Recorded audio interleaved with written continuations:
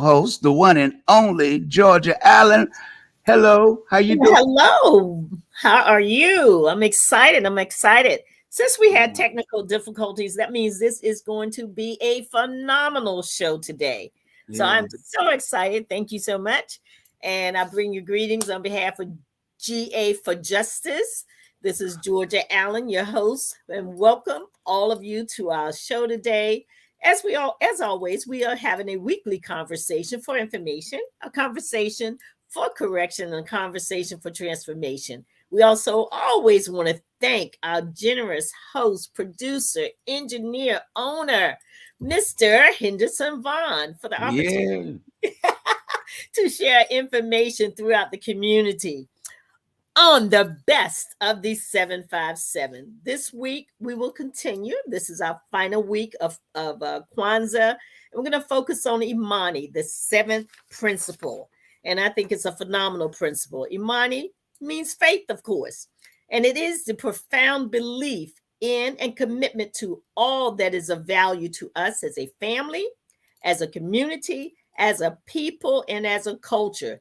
And I like to add, as a nation, we are a Black nation, uh, part of the diaspora. And so we have a number of people from all over. And we're just so excited to be here today. And we do have a very special guest. Our guest is Miss Lola Truett.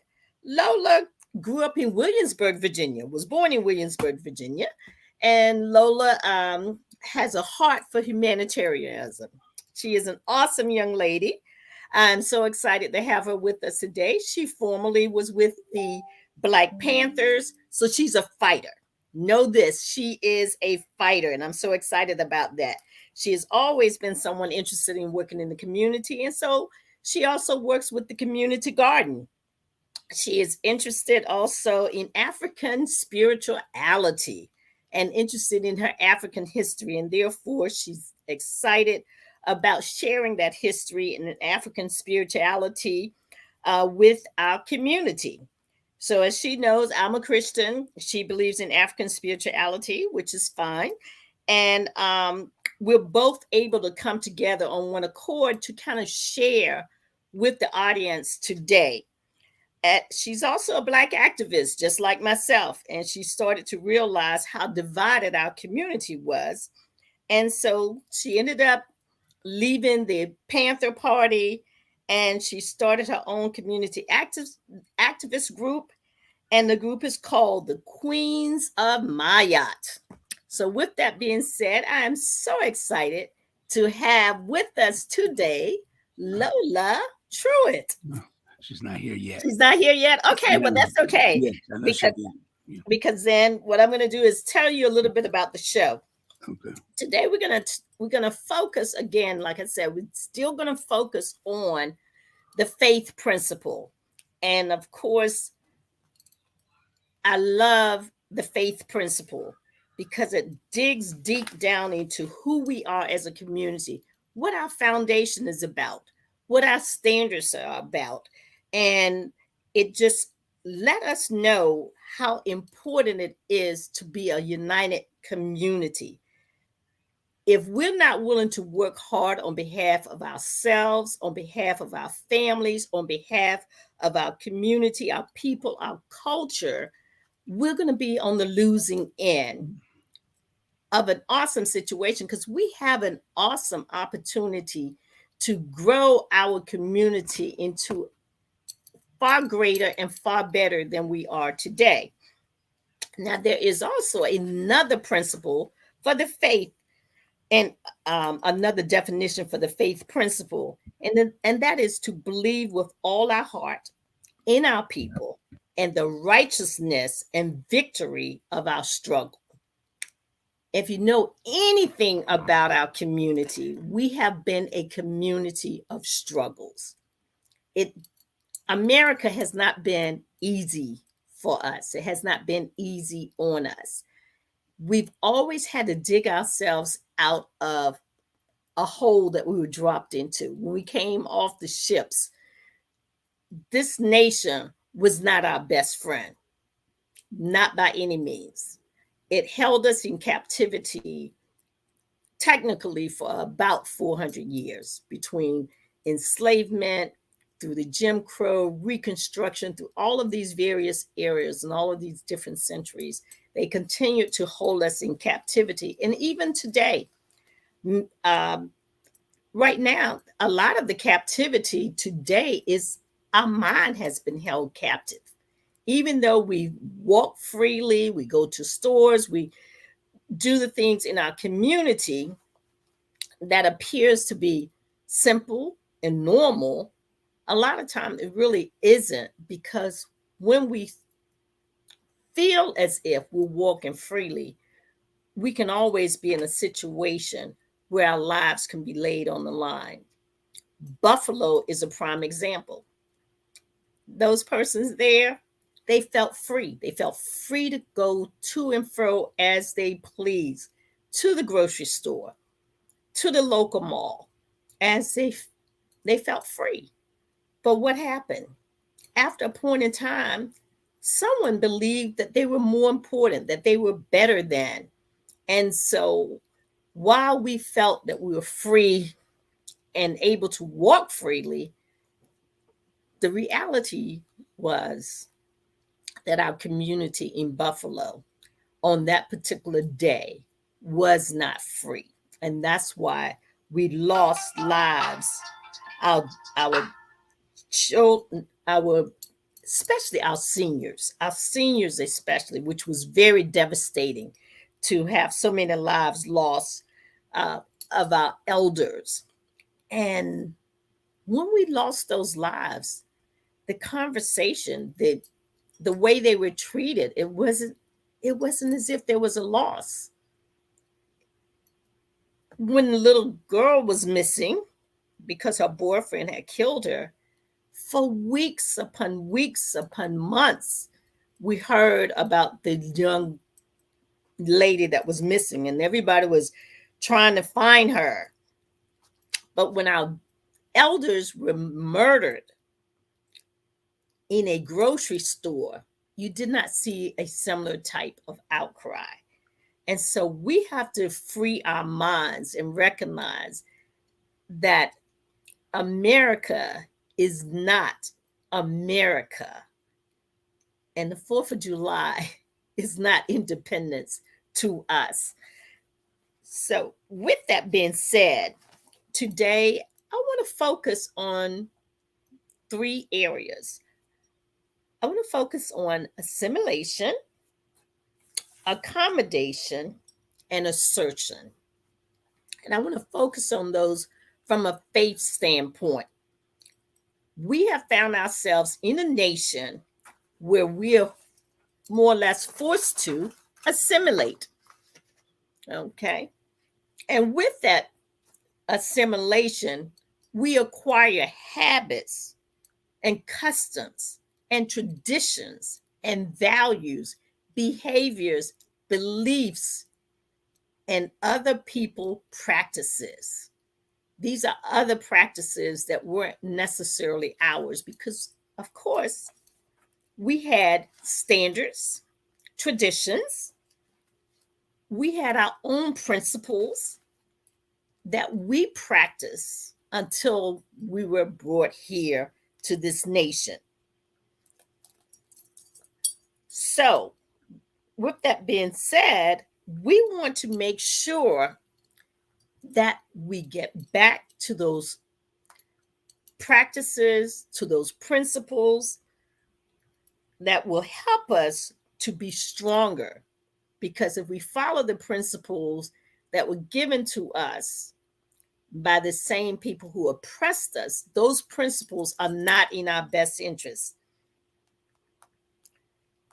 So, therefore, we have to make sure that we work for better principles. We have to make sure that we work and build new traditions because we're not going to be able to keep all of the older traditions. Chances are we're not going to be because some of them we forgot about, which means we have to build new traditions. We have to set new values, new standards if we're going to make our community stronger. So, again, one of the things that we did when we came into this nation is we assimilated.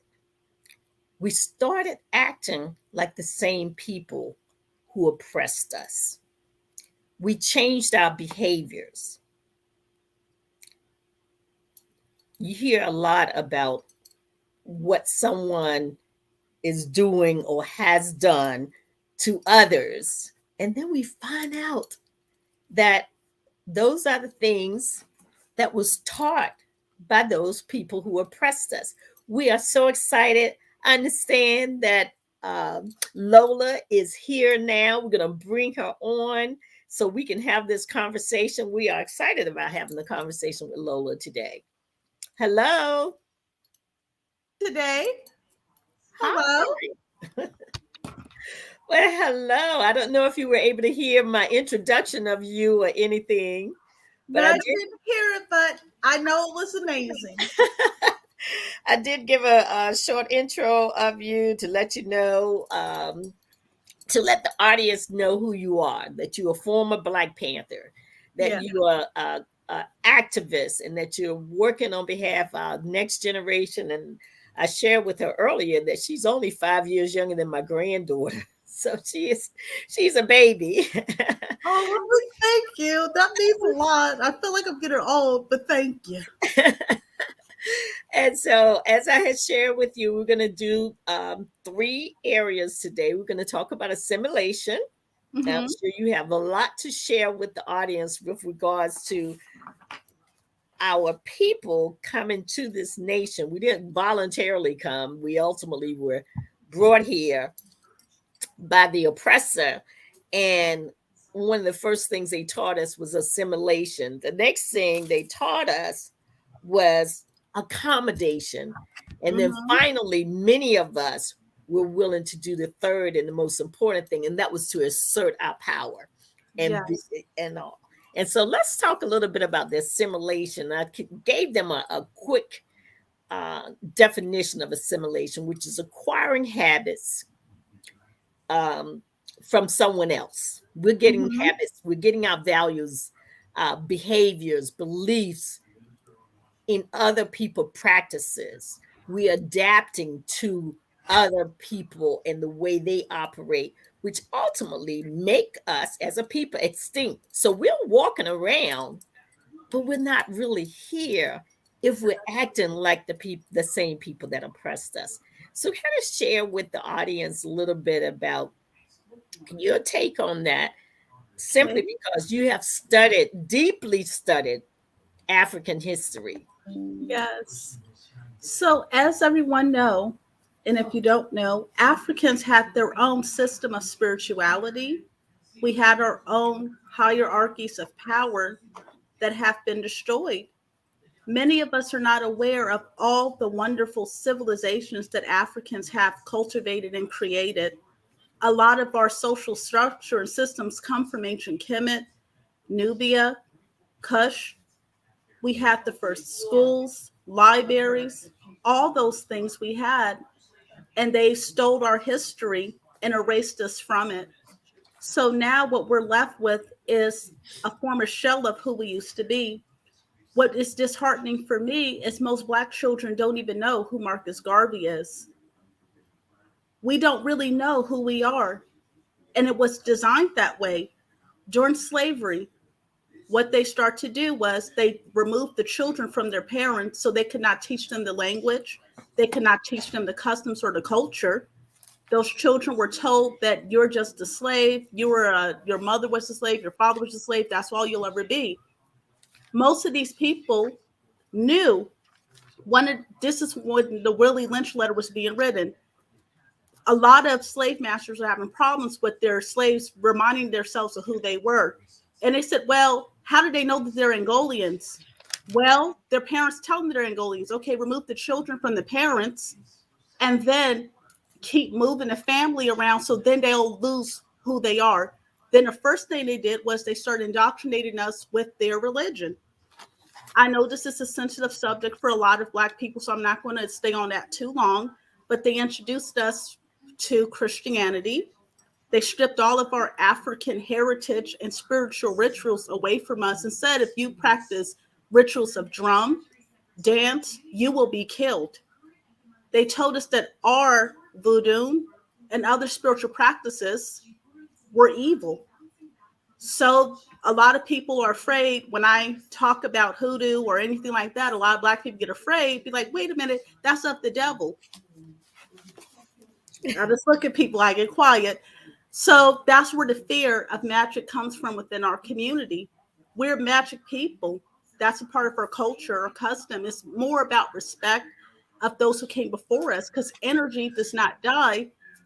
It comes back and transformed and it transfers. That's what we understood with spirituality.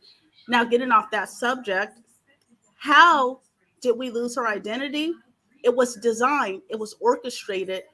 And let's just fast forward past slavery to the 1920s. In order for you to get a job, a lot of Black people were destroying their skin with quinine. They would lighten their skin, straighten their hair, because they were told if you do not look white, you won't get this part. Then in college, they start having a brown paper bag test. You had to be lighter than a brown paper bag to get in some fraternities. So Malcolm X said in one of his greatest speeches, he said, who told you to hate yourself from the crown of your head to the soles of your feet? Who taught you to hate your nose and your lips and the thickness of your hair? They did. Absolutely. And you make some excellent, excellent points with regards to various things that you're sharing, because this same group of people tell us now don't have an abortion, and why don't families stay together, and why does the Black man leave the house, but the whole time that they were indoctrinating us, Mm-hmm. what did they do?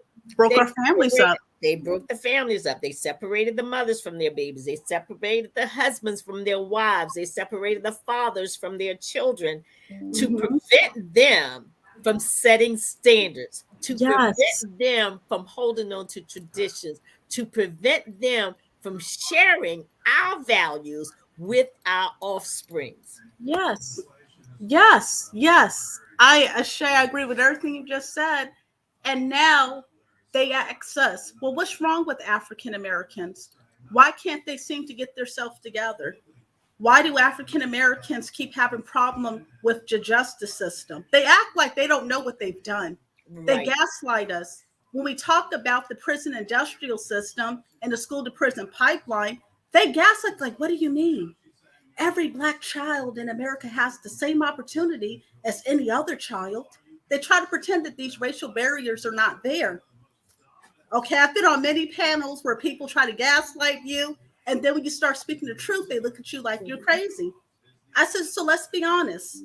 Okay, if Jamal grew up around violence, he wasn't given an opportunity to go to an Ivy League school or just a better school that gave him more opportunities, what future is Jamal going to have? He's going to succumb to his environment, the circumstances in his home, and he's going to fall into the prison industrial system just like it was created. That also was created through redlining. A lot of Black people don't know what redlining is, and they're Right. still practicing it in very subtle ways. The bank still denies Black people on bank loans in subtle ways. They have coding now. Absolutely. And what else do they do? I like what Dave Chappelle said.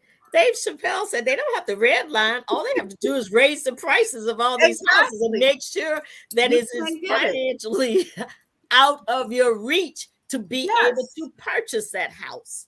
Yes. Oh, So that yes. is another form of redlining when they're overcharging. I mean, look at Virginia Beach. Oh, don't. Yeah. The price of an apartment in Virginia Beach, to have the audacity to start an apartment off at $1,200 a month, when how many people are only being paid $25,000 a year? So tell me where they're Not supposed to many. get $1,200 a month to pay rent. And that $25,000, keep in mind, is before they pay taxes, before they pay the insurance, before they pay any of the other benefits that they have access to as an employee that is not fully paid by the employer, which means Yes. you have to contribute to the various benefits, as they call them, that you have. A lot of what you're sharing, hopefully, to the listening audience will be helpful. And again, this is GA for Justice every Thursday at 12 noon. And I want to take a moment of personal um, privilege to mention the fact that the former president of Norfolk State University, Marie V. McDermott, has passed away. And so we want to send out condolences to her family, to her closest friends, and to Norfolk State University, who lost a very wonderful university president who served that university for, I want to say, a little over a decade. And so we do want to pause just a moment and just send out our condolences to all of those who are personally affected by her death. Just a pause. All right. Now we are going to get on with uh, the assimilation. And one of the things I also looked at is the various ways that they help us to assimilate. They consider they're doing us a favor. So the social economic status. So they get in our mind that we must climb up this social economic ladder, Mm-hmm. and it's going to somehow make our lives better. But it forces us into situations where we're living paycheck to paycheck, and we're living Mm-hmm. out of desperation instead of uh, thriving. We're simply just surviving. Yes. And so, to the listening audience, be careful with regards to the various ways that this community has been brainwashing our community to assimilate and adapt to what they're doing. Be very, very careful. I want to send out a cautionary note to the listening audience. Be careful. Those things that they're suggesting are not in our best interests. Our best interest is to live below our means and then come together collectively and share so that we can buy and build together versus being selfish and saying me and my family is okay. No, it's not. Because while that Buffalo family was not yours, that Buffalo family could easily be yours. While Mm-hmm. those families in all these other cities that may have been injured by this gun violence, while they may not have been your personal loved one, they are our united family as an African nation of people. Mm-hmm. So, talk a little bit about the social economic situation that has been going on, because I know you're a wealth of knowledge here. Well, thank you. Let's just be honest. There's a great disparity when it comes to 400 years of slavery, 200 years of Jim Crow, and I'm still counting right now, that they don't want to talk about. Now imagine, this is also, I'm quoting Farrakhan, imagine if you worked for me, your mother worked for me, your family worked for me for 400 years, and I did not pay them. And I kept all the money from the hard work that they put in. I'll be very rich and I will be very poor. And now I'm telling you that you need to forget about that and just be grateful that I allow you to exist in my world and stop bringing up my past. They don't want to bring up reparations. They know they owe us, but they also know they can't pay us because they understand that if they were to bring that up, it's not money because paper money is worthless, as you know. Right. It's the land, it's the Absolutely. resources, it's the Absolutely. minerals that they stole from us that they can never repay. Mhm. And they don't want to part with that. So they try to gaslight you into just being submissive and they treat us as children. Another thing we have to talk about too is Financial literacy. A lot of Black people do not have financial literacy. We do not know what Roth IRAs are. We don't know how to put money into CDs. We don't know how to grow money. We live paycheck to paycheck. We also have the wrong people influencing our children. I don't let my kids listen to rap because it's destructive to the psychological development of my daughters. One, they show you a false sense of materialism. Walking around with big chains doesn't make you rich. Putting all this gold in your mouth to make you rich. Throwing all this money over the floor. You got people being punched in the face, not Right. laughing, and being robbed because they're trying to flash money. That's not what makes you wealthy. As you know, I work in a very well-to-do place. Most of these people don't walk around looking like that. They Absolutely. come to wearing jeans and a t-shirt and they have millions of dollars in their account. Mhm. You don't know. Right. We have a false sense of what wealth is. Exactly. And you know what? On that point, the rich never brag about being rich. The Right. rich never showcase being rich. The rich never wear a lot of jewels. They don't wear all of the different name brands that are out here.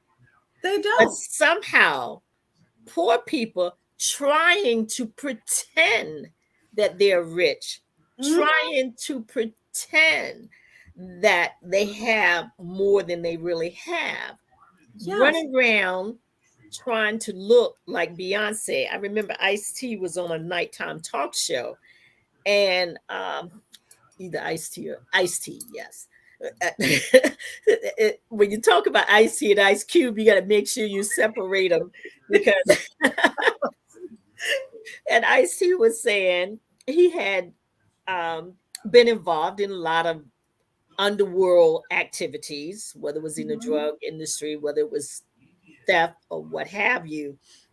And he was looking at today's young people and how they're doing the smash and grab and all. And he's trying to fathom all of this. And he's sharing about he did similar, but he says, I don't understand these people that do this in a manner where they can actually get caught. They're all on TV screens, they're all on the Right. video and all.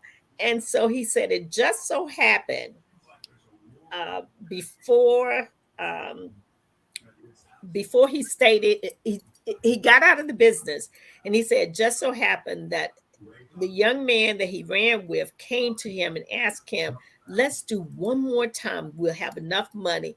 And he said for some reason he said no. And he said that time his friend went out, did the robbery, and got shot dead.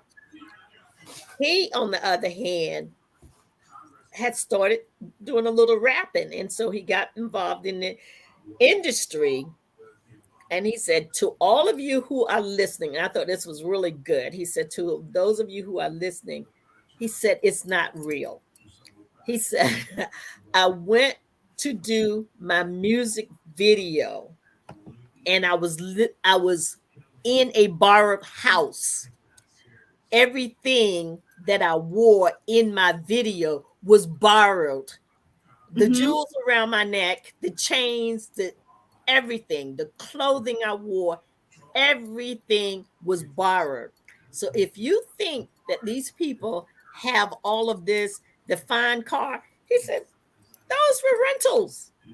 And it was just so important for him to get that message out because our young people are still believing that when they see these high class rappers or um, members of our community who look successful, they actually believe that they own that stuff when in fact very few of them own what they are showcasing. It's an advertising tool to Mhm. make more money for the people who actually own it all. Exactly. And I'm happy that you brought this up, Georgia. I love your mind. You're so intelligent. One thing that gets me angry is Mhm. that these people are allowing themselves to be used to sell their people out. They're being used to sacrifice these young men who think the drug life It's going to lead them to wealth, but it's going to lead them to a grave, leaving behind a castle full of children. And now it's also going to lead them to life in prison. That's what the plan is. Right. Everything that they've written in Mhm. the Willie Lynch letter is still going on today because it's embedded in our psyche, and our subconscious mind is there. And if you're not aware of it and you're not calling it out, you're living under that curse daily. They put a curse over us. Absolutely. Think And, about it. I'm and we sorry. didn't break the chains. Yes. Even when the people who came before us were trying to break the chains. And I tell people all the time, you have got to stop demeaning our ancestors. They Yes. were dealing with the knowledge that they had, and they were doing the best they could.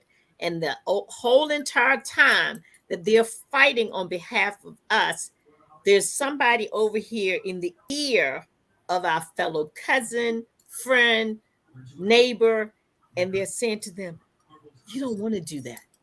And so, what ultimately happens is they end up getting undermined by this person who received misinformation.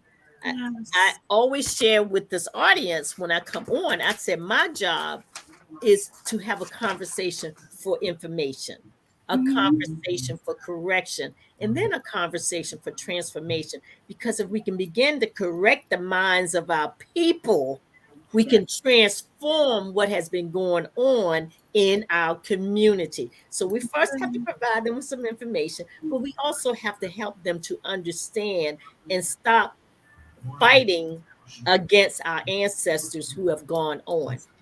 Were they all good? Absolutely no. But it's kind of a waste of time. Pull out the good stuff that was done and program yourself in the good so that you can implement it. But now that you have more information, guess what you can do? You can take it a step further. It's no good in running a football if you don't get across the finish line into the end zone. Okay. Yes. And so since they started with that football, taking us down the field, no, they didn't get us to the end zone, but that's our job. It is our job. And I want our young people and others, even some of our older people, I hear all the time, well, this person did wrong and this person did wrong and that person did Mhm. wrong. And you know what? Some of that, yes, they did. But guess what? Out of some of those wrongs, they also did some good. And if they had not done those things that were good, guess where you would be today? In chains. Exactly. So don't destroy those who came before us. Do we have work to do? Absolutely.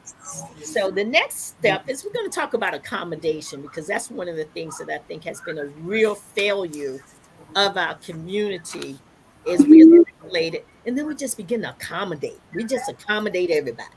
I Yes. was sharing with you about the NAACP. I've been a member of the NAACP for years.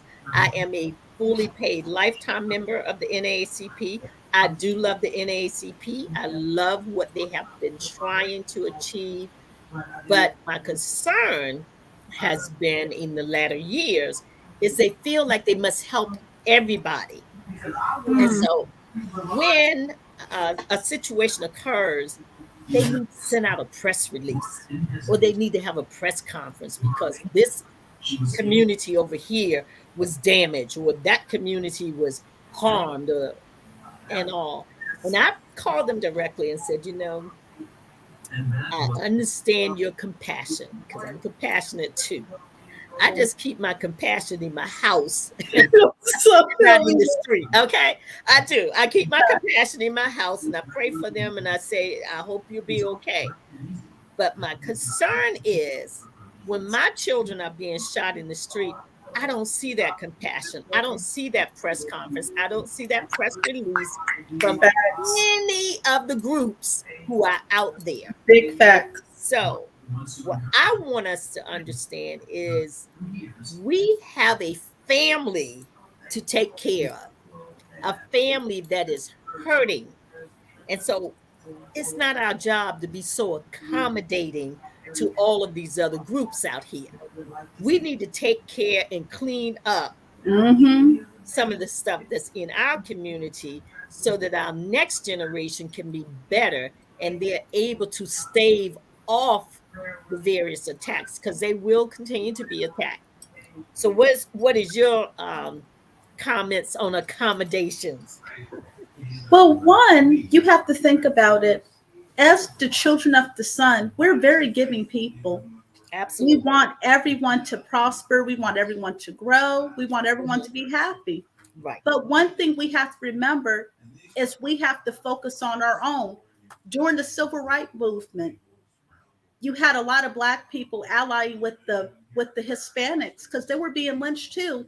But Mhm. now you have Hispanic police beating up black people in our own communities. Right. We marched for the Asians who were being beaten in California. Mhm. Then they came up with the yellow imperialists. Mhm. We have all these parties. We even have the White Panthers, all right, because they could be Black Panthers. So they made their own groups. Like, we're the White Panthers. We're going to march for Black people too. We had all these groups back in the 60s and 70s. And then eventually, a lot of people don't know this, the Black Panther Party also was advocating for the LGBTQ even back in the 70s because Mhm. they thought that they were oppressed people too. Now the LGBT. LGBTQ Mhm. now have forgotten the black plight, pushed us in the black of the closet. Now you see them getting all these benefits Absolutely. just for a sexual, Mhm. no, not trying to be mean, but just Mhm. for sexual preference or an identity. And I'm And not being cruel. right. I'm And the being other nice. thing is a lot of them, when something happens to that black They LGBTQ say person, nothing. they don't say a word. They turn their head to the side and they look around like they don't even know what Okay. happened. I know over 200 black LGBTQ men that have been murdered. A lot of transgender men have been murdered. Okay. And they don't talk about it. Doesn't make national It news. doesn't make There's national no news. marching. There's There's no no going marching. to Congress and saying, I need you to change this bill. I No, need you to change this law. I need you to change this, that, or because the third. they use our voices because we have the loudest voices and they know that our voices want to be heard. And then they take the mic from us, run up front. The same thing with the Feminist Party. Right. Okay, so I'm going to And tell they you a get at the front of secret. the line. We done Yes, did all the heavy lifting. We done fought. exactly. Before Mhm. I did have a feminist mindset. I've always been pro-life, but I had a very feminine, feminist ideology on things until I realized feminists were racist. Right. While they were out there marching for their rights, we were home taking care of their children being raped by their husbands. They're selling our children. Meanwhile, they're talking about, oh, you're my sister. No, you're not. Right. That's why when recently Roe v. Wade got overturned, they were looking at black women like, what are y'all going to say? What are you going to do? I said, not a damn thing. Pardon my French. Because when our children were being sold, our reproductive orders was being taken away without our consent. They were Mhm. sterilizing black women in North and South Carolina Absolutely. under those bills, saying, Dell, if your daughter don't get this checkup, your family's going to lose their benefit or their home. They were sterilizing women from the 1930s all the way to the 70s till they were called out. Right. What about our reproductive rights? I Absolutely. also have to deal with the medical community. For as a black woman, my son, they let my baby die. They told me Mm. my child's life was not valuable. Right. Elijah Emmanuel was born on February 15th at 6 Mhm. o'clock in the evening. They refused to give him oxygen because they said his life is not valuable. They Mhm. told me I should have an abortion because he was already going to die anyway. And I Mhm. said, but he's still alive. Mhm. But But because yet they sit here and claim to be pro pro life, life, but they're and not. It they're only not. matters If it's their life. when it comes to them and When their yeah, reproductive choices. What about absolutely. mine? Absolutely. That's And what I your tell Buster people all the Burns time, said. I Yes. I am not a person who believes in abortion personally. But I know one thing: if my daughter or my granddaughter had a pregnancy that was in their tube, and that was the life for them or the life of the child, my daughter is alive. My granddaughter is alive. And while it's a horrific thing to think of, Mhm. I can't, I cannot in my mind say, let the baby live. Because now the next step is who's going to take care of that baby? But the If baby's this, not going to live because it's not going Mhm, to grow anymore. So we're not going to talk about we're talking about women using birth control, mhm, abortion as birth control, or destroying the pregnancy because it's the wrong gender. mhm. That's what they're using it for. They're not using it for women's health. But I'm gonna get off this subject. Right. And so Okay. absolutely. And so there are things that we do have to do and some things that we do have to change within our community. Um, Hmm. and I hear you when you say get off the abortion thing. But one of my concerns has been is what happens when someone have a miscarriage and then you're going to tell a doctor what he can and cannot do on behalf of that woman. Are you going to let this miscarriage poison her whole entire system, or are you going to go and help her? And so Okay. you don't have So to talk about that if you don't I'm want. just going to Mhm, explain something. mhm. Roe v. Wade being overturned had nothing to do with them stopping abortions. What they're saying is that each state will make their choice how they're going to, you know, treat abortion in their state. You have some states like New York and Oregon that said we're still going to be allowing, Indiana is one of them, they're still going to be paying for abortions. They never said that women can't get abortions. They're just not going to be paying for them through Medicaid anymore. So when it comes down to it, abortion never was about the life of a woman. It was about to eradicate a race. Margaret Sanger was a devout racist who was also the mother of eugenics. Justice Darwin is the father of eugenics. And she said the Black woman is inferior. And she felt that we should not be able to have offspring. This is about the genocide of the Black and Brown. The only reason Absolutely. why it was overturned was because too many white women who were aborting their children, they wanted to stop their population from dwindling. Absolutely. So that's what it really was about. It never was Absolutely. about Mhm, really even about their reproductive rights. It's about mhm. genocide that is Right. still going on in our community. Yes, So they when behind everything, there's always something about genocide when it comes to absolutely. us. Absolutely. And they're worried about their numbers getting smaller and worried Mm-hmm. about other numbers getting larger. Yep. And the other thing they're worried about is how many of their little girls are now marrying our sons. And so they're like, oh my gosh, that baby is still brown. Even down to the England was concerned about what color Meghan Markle's child was going to be. How Emergency. brown is that child going to be? Is it going to be real brown, or is it going to be light brown, or can I do the paper bag and Yeah. what And so, But um, the thing about it, though, mhm. when it comes down to it, and I don't mean to cut you off and be rude, No, I apologize. But when it no comes down problem. to it, Hmm.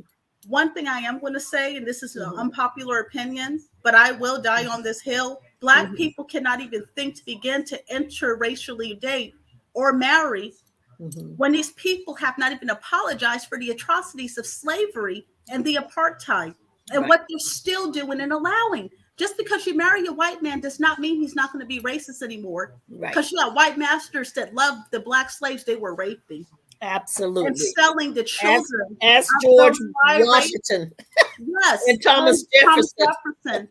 Jefferson. What they would do down in New Orleans, they Hmm. had the Bonton where you had a lot of mulatto, what they would call mulatto Mulatto. women. Hmm. They would treat them as exotics, and they were basically prostituting their own children to white men. Absolutely. They would pay a bid and have all the sex they want with them. If they had a child with them, they would take care of them. But if they decided that they would not want to support that family, they were able to leave them in destitute with nothing.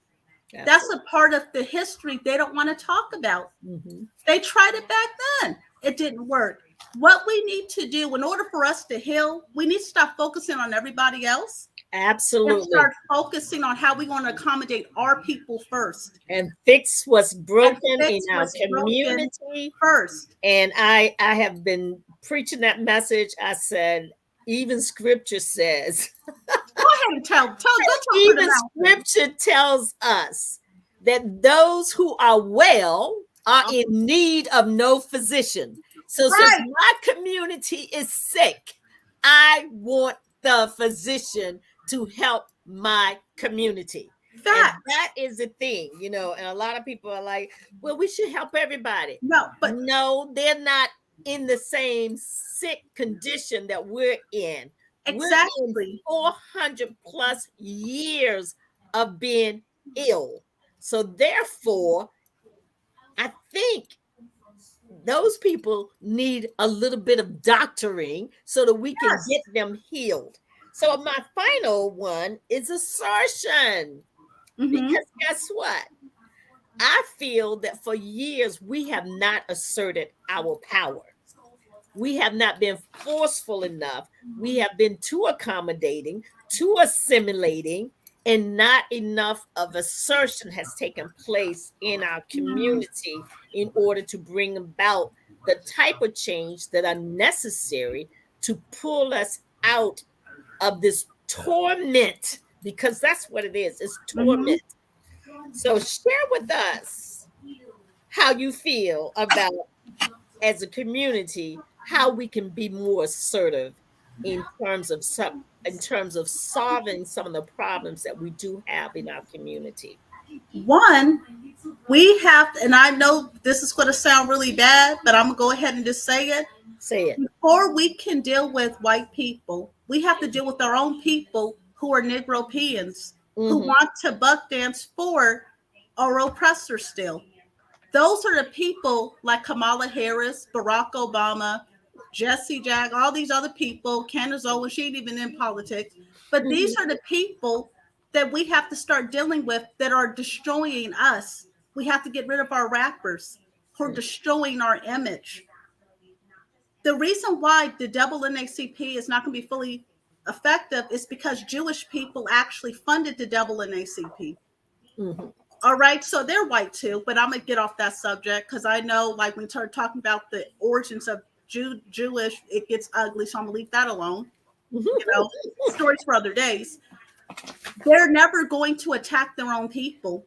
In order for Black people to be successful, we have to become emancipated from European society and build our own communities up on ourselves. We can no longer live hoping and praying that some white savior in a political suit is going to come and save our people. We have to have the courage to save ourselves. So, one thing that Malcolm X said, and I'm always going to quote Malcolm, was Mm-hmm. that we have to have the revolution in our minds. If we already were doing the revolution, we wouldn't be talking about it. We already would have been achieved our victory. So that's what it's going to come down to. Another thing we have to start talking about too is personal responsibility. How many of us are willing to take personal responsibility for what we allow to happen in our community? Absolutely. We don't want to take the personal responsibility. We want someone else to take the responsibility. And we also have to stop shifting a lot of the blame. And I love what you said about the ancestors. We have to stop disrespecting the ancestors that came before us, because I'm not going to cry. But when I think about those who knew, especially with Harriet Tubman, the men stayed back so that the women and children could run forward. They heard the guns go off. They knew those men died, but they sacrificed their lives so the next generation would not be enslaved. Right. So they did their part. Absolutely. When you also had the women of the Modeo tribe, they knew they were not going to come back from the battle with the colonizer. A lot of them knew that they might not come back, but those other women were allowed to stay free. They were not brought into captivity Mm-hmm. because they fought. So they Absolutely. did their part. We have to pick up the baton for our people and keep running. And that's what I'm trying to tell my generations, the 30-year-old and up. It's our turn to become the ancestors of this generation. We Absolutely. have to become the Malcolm X. We Mm-hmm. have to become the mama Mm-hmm. of this generation and start paving a way for other Black children to follow.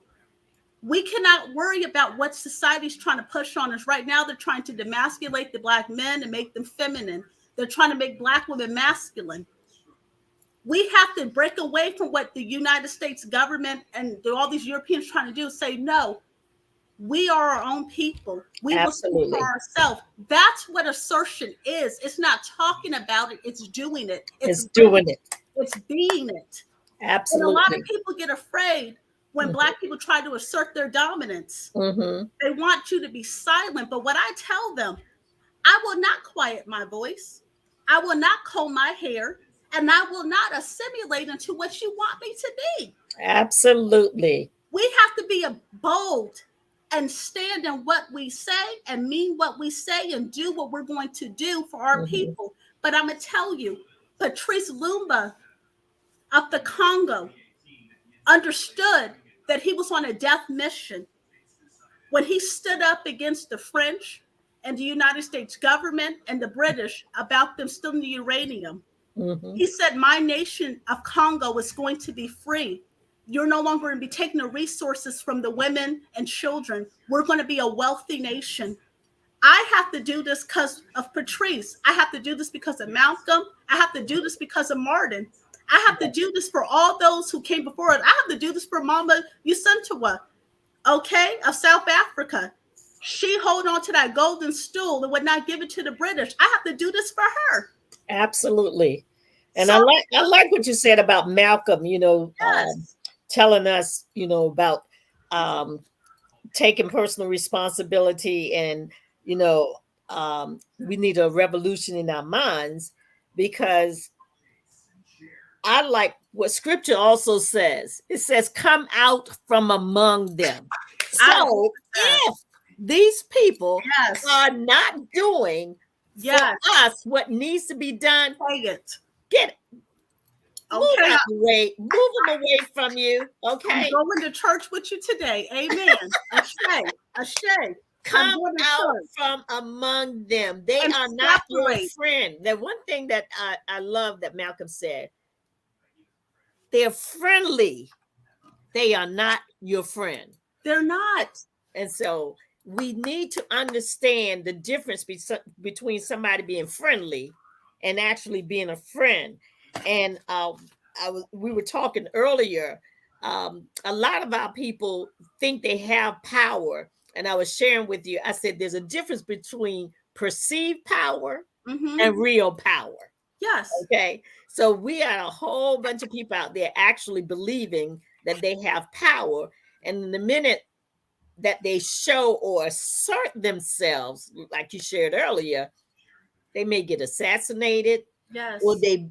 they come after them in a manner Or they that try to degrade them, right or they degrade try to them, slur their name, or try to discredit them. discredit. And what they tried to do to Malcolm, Mm-hmm. even now, I had someone take a whole page down a few years back. They tried to say Malcolm was bisexual. They tried to assassinate this man, even in his transcendent state. They're Right. still trying to find things on him. Mhm. Malcolm was never caught in any adultery. Right. Malcolm, what they could not find nothing wrong with this Right. man because they were trying to assassinate his character. Yes. And when they could not even get him to turn on his people, Mm-hmm. you know, the Right. CIA met with him Mm-hmm. and they had him recorded saying, we'll give you this amount of money if you'll stop doing what you're doing. He said, Right. I cannot and I will not. Right. So that's when they made the choice that they had to kill him. Mm-hmm.